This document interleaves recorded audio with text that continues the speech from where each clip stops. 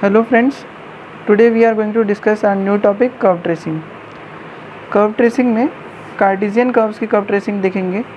तो first symmetry में अगर इक्वेशन है कर्व की x, y और अगर इक्वेशन में x की जगह -x पुट करते हैं और इक्वेशन चेंज नहीं होती है, डेट मीन्स इक्वेशन की कर्व की इक्वेशन एज इट इज़ रहती है, तो वो y एक्सिस के अबाउट सिमेट्रिक होती है. For example x² = 4ay, x को -x से रिप्लेस करते हैं तो इक्वेशन एज इट इज़ ये, दैट मीन्स वो y एक्सिस के अबाउट सिमेट्रिक हो गई. एग्जांपल लेते हैं, x² = 4ay का जब अपन ग्राफ प्लॉट करेंगे तो इस तरह से होगा, मतलब y एक्सिस के अबाउट सिमेट्रिक. जितना ग्राफ y एक्सिस के राइट हैंड साइड है में, उतना ही ग्राफ y एक्सिस के लेफ्ट हैंड साइड में. देखा है ना, y एक्सिस के अबाउट सिमेट्रिक है. अगर फंक्शन x, y को x, -y से रिप्लेस करते हैं, मतलब किसी भी कर्व में y को -y से रिप्लेस करते हैं, तो वो x एक्सिस के अबाउट सिमेट्रिक होता है. For example y² = 4ax, y को -y से रिप्लेस करेंगे तो इक्वेशन एज इट इज़ रह रही है. देखो नहीं, इसका हम ग्राफ देखते हैं. तो देखो y² = 4ax का ग्राफ कुछ ऐसा होता है जिसमें ये x एक्सिस के अबाउट सिमेट्री है. तो x एक्सिस के ऊपर जितना ग्राफ है उतना ही x एक्सिस के नीचे ग्राफ है.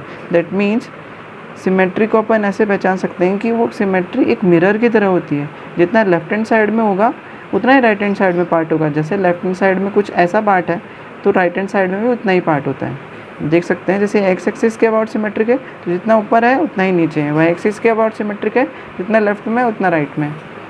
थर्ड, अगर कर्व की इक्वेशन में x, y की जगह y, x करते हैं, अपन y, x से रिप्लेस करते हैं, और अगर कर्व की इक्वेशन चेंज नहीं होती है तो y बराबर x के सिमेट्रिक होती है. लाइन है ना, y = x ऐसी होती है, y बराबर x.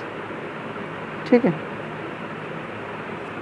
Fourth one, f(x, y) को f -x, -y से रिप्लेस करते हैं, मतलब x को भी -x से चेंज कर रहे हैं और y को भी -y से रिप्लेस कर रहे हैं. तो कर्व की इक्वेशन अगर एज इट इज़ है तो वो बोथ एक्सिस के अबाउट सिमेट्रिक होते हैं, या फिर सिमेट्रिक इन अपोजिट क्वाड्रेंट्स. से for an example x² + y² = a².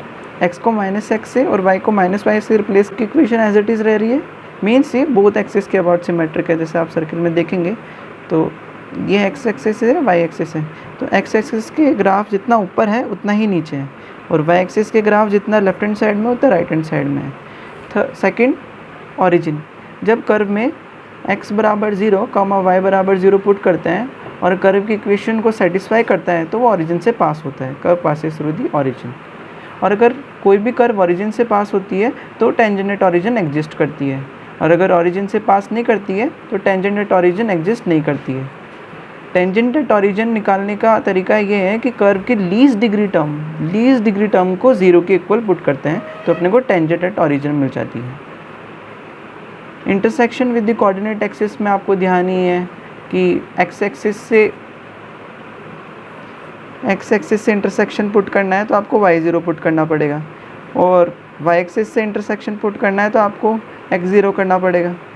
तो y एक्सिस के लिए x को 0 करेगा तो आपको y कुछ मिल जाएगा a, और x एक्सिस के लिए y को 0 पुट करेंगे तो कुछ x मिल जाएगा भी.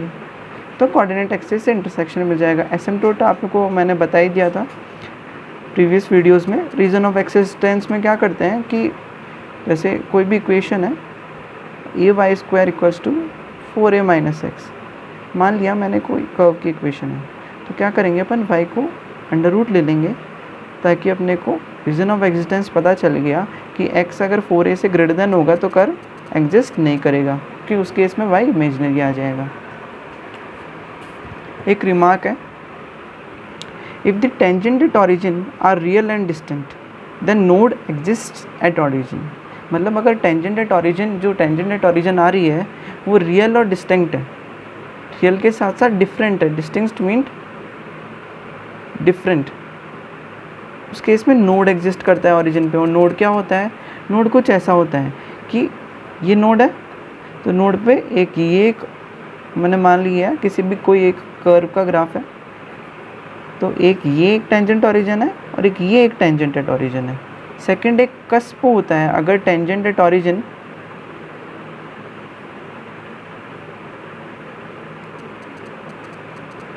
रियल एन इक्वल है तो उस केस में कस्प एग्जिस्ट करता है या कस्पेट।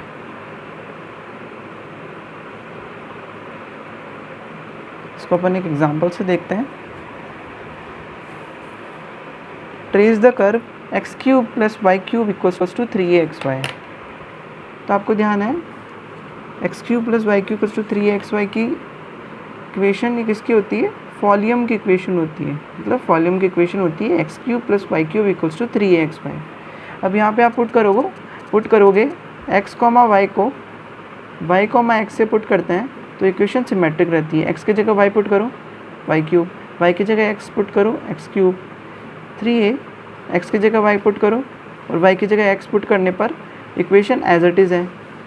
दैट मीन्स ये y equals to line y equals to x के अबाउट सिमेट्रिक होगी, है ना। सेकंड ओरिजिन की बात करते हैं।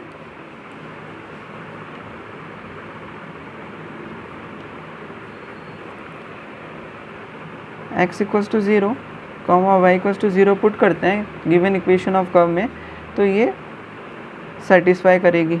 That means curve passes through the origin। Third tangent at origin देखते हैं।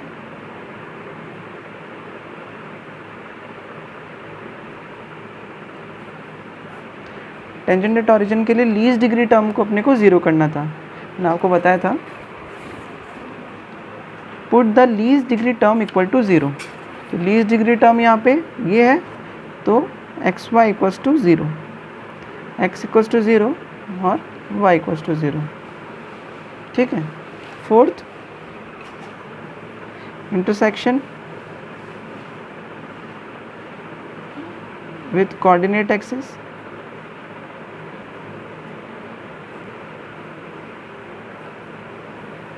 तो आप अगर x पुट करते हैं तो y 0 आ रहा है और y को 0 पुट करते हैं तो x 0 आ रहा है।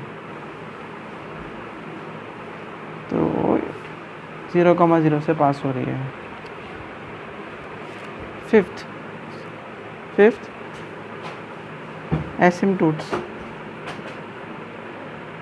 एसिम्पटोट्स के लिए आप देख सकते हैं पैरेलल एसिम्पटोट एग्जिस्ट करेंगे नहीं। x की हाईएस्ट डिग्री की कोएफिशिएंट 1 है जो कि 0 के बराबर हो नहीं सकता। y का हाईएस्ट डिग्री का कोएफिशिएंट 1 है जो कि 0 के बराबर हो नहीं सकता। तो अपन ऑब्लिक एसिम्पटोट डायरेक्ट निकालते हैं। ऑब्लिक एसिम्पटोट्स ऑब्लिक एसिम्पटोट के लिए phi 3 m निकाल लेते हैं। 1 प्लस m क्यूब phi 2। इस इक्वेशन को मैं लिख लेता हूँ x cube plus y cube minus 3axy is to 0।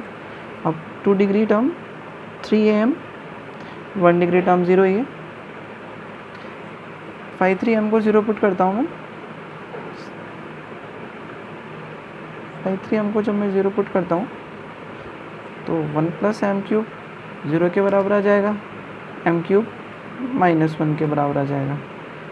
तो m माइनस 1 हो जाएगा। और क्या क्या रूट्स हो सकते हैं इसके? पहले अपन माइनस 1 के लिए निकाल लेते हैं। c equals to minus phi 2 1 phi 3 का सिंगल डिफरेंशिएशन।